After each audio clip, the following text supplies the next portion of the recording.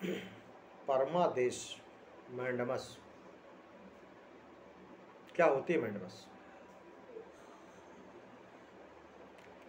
भारतीय संविधान का अनुच्छेद 226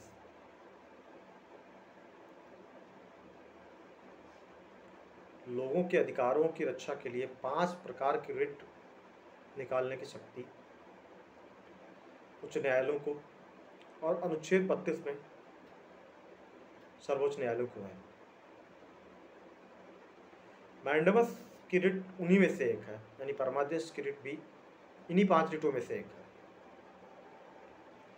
परमादेश की रिट तब जारी की जाती है जब मान लीजिए कि जैसे कोई लोक प्राधिकारी बैठा हो, जैसे एसडीएम बैठा है आपका, आप उसके पास शिकायत लेके जाते हैं कि साहब कुछ लोगों ने रास्ते पर अतिक्रमण कर लिया है, या नाली का पानी नहीं निकलने दे रहे हैं, या हमारे घर के बगल पेड़ लगा रखा है, या हमारी ज़मीन पर कब्जा कोई कर रहा है, और वह आपकी बात ना सुने या आपके जो भी प्रार्थना पत्र आपका हो उसको निस्तारण न करना चाहे और कोई कार्रवाई न करना चाहे, मना कर दे वो या सुने ही ना आपकी बात, ऐसी स्थिति में आप क्या करेंगे? एसडीएम नहीं सुनेगा तो आप डीएम पास जाएंगे, वो भी मान लीजिए मना कर दे, आप कमिश्नर के पास जाएं, प्रमुख सचिव के पास जाएं, लेकिन अगर कोई भी आपकी बात ना सुने तो फिर क्या करेंगे आप? आपके पास फिर कोई रास्ता नहीं बचता है, तो आप उच्च न्यायालय की शरण लेंगे और वहाँ जाकर आप मैंडमस की रिट फाइल कर सकते हैं, परमादेश की रिट। तो परमादेश की रिट ऐसे ही मामलों में फाइल की जाती है जहाँ पर लोक प्राधिकारी जिसके लिए वह सशक्त किया गया और वह कार्य ना करे, जो उसको मतलब कहीं ना कहीं उसका दायित्व है कि वह करे, लेकिन वह ना करे, उस स्थिति में आपको उस कार्य को उसको करने के बाध्य करने के लिए मैंडमस की रिट फाइल करनी पड़ेगी, और तभी मैंडमस की रिट फाइल की जाती है। मैंडमस की रिट फाइल करने के लिए सबसे महत्वपूर्ण बातें क्या हैं या बिंदु क्या हैं? मैंडमस की रिट आप तभी फाइल कर सकते हैं जब आपके पास वैध अधिकार हो, आपके अधिकार का जो है वह किसी लोक प्राधिकारी का उत्तरदायित्व कि वह उसको करे, और वह ऐसा कार्य लोक प्राधिकारी जो वो करने से मना कर दे। जैसे मान लीजिए जमीन रास्ते में ये था कि रास्ता बंद किया जा रहा है और वह ना करे या मना कर दे, तो उसने मना कर दिया, आपके पास अन्य कोई उपचार न बचा हो, you don't have any alternate or efficacious remedy, then you can approach to High Court and file a writ of mandamus कि वह लोग रिट मैंडमस का वह आदेश या वह रिट उस लोक प्राधिकारी को उस काम को करने के लिए बाध्य कर दे कि आपका दायित्व है, आपको करना होगा। और अक्सर ऐसा होता भी है।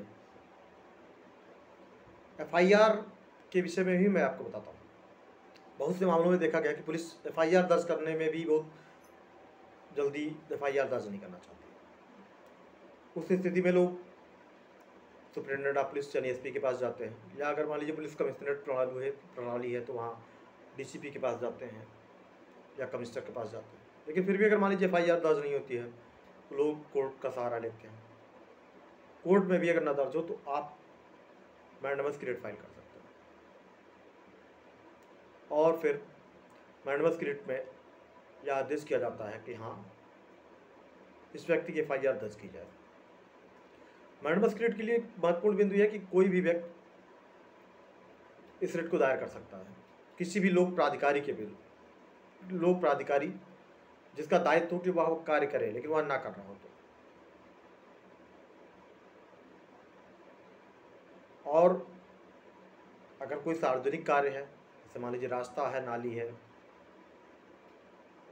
ऐसे कार्यों के लिए तो भाई विशेष रूप से प्रावधान है, सुप्रीम कोर्ट के कई डायरेक्शंस हैं कि ये करना ही होगा। लेकिन उसके बावजूद भी अधिकारी मनमानी करते हैं और ऐसे कार्य को करना नहीं चाहते, क्योंकि यह उनका दायित्व है, लेकिन अपने दायित्वों का निर्वहन नहीं करते हैं। उस स्थिति में मैंडमस की रिट आप फाइल कर सकते हैं। परमादेश, इसीलिए इसे परमादेश कहा गया कि सबसे बड़ा आदेश। तो फ्रेंड्स, अगर आपको भी मान लीजिए कोई लोक प्राधिकारी है, प्रशासनिक हो, पुलिस का हो, आपकी FIR दर्ज हो गई है लेकिन पुलिस इन्वेस्टिगेशन ठीक से न कर रही हो, ऐसी स्थिति में भी आप हाई कोर्ट जा सकते हैं। वैसे तो इलाहाबाद हाई कोर्ट का एक जजमेंट अब आया है कि आप 156(3) CRPC में ही इसके लिए आवेदन कर सकते हैं कि सही से अगर मान लीजिए विवेचना ना हो रही हो तो 156(3) CRPC में ही आप प्रार्थना पत्र दें। लेकिन फिर भी मान लीजिए अगर समय ज़्यादा लग रहा है या आपको न्याय त्वरित नहीं मिल रहा है तो आप हाई कोर्ट जा सकते हैं।